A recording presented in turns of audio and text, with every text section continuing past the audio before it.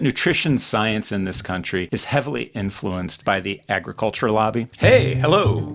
Hi, I'm Adam Silverman. I am a general internist. I've been practicing for over 30 years. I also serve as the Chief Medical Officer at Syllable Corporation, and I am here to debunk your health myths.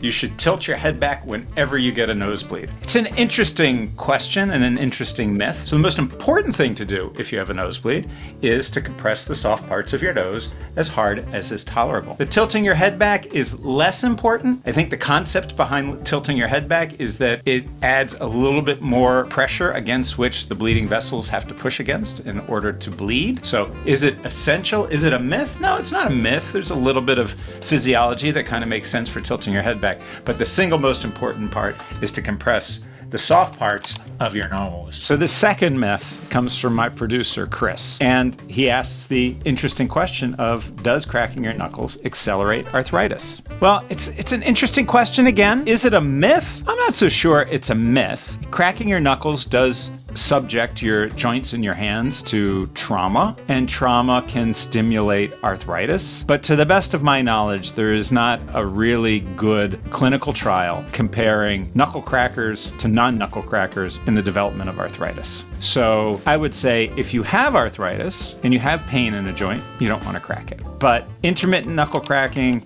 I don't think is going to create long-term chronic medical conditions for you.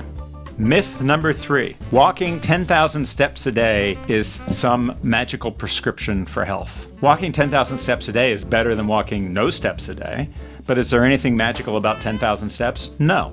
Should you walk more than 10,000 steps? Probably, especially if you do a lot of what I do, which is sit for work. As long as it's not, creating injury.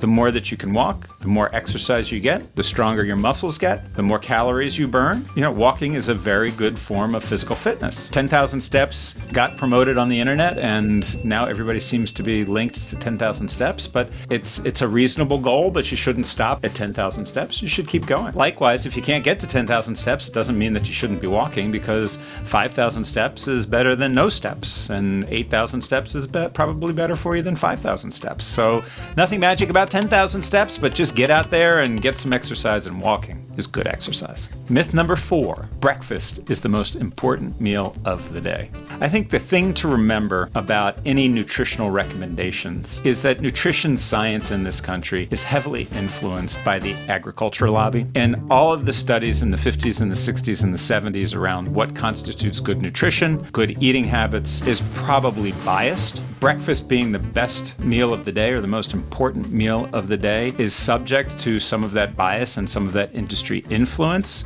I don't think it is the most important meal of the day. There are proponents of intermittent fasting, which does away with breakfast and concentrates eating later in the day, and individuals seem to be able to tolerate that without any deleterious effects to their health. So if you like breakfast, have breakfast. If you don't want to eat breakfast, you should not feel guilty that you're adversely affecting your health by not having breakfast. Most days I do eat breakfast, yes. My go-to breakfast is yogurt, fruit, and granola.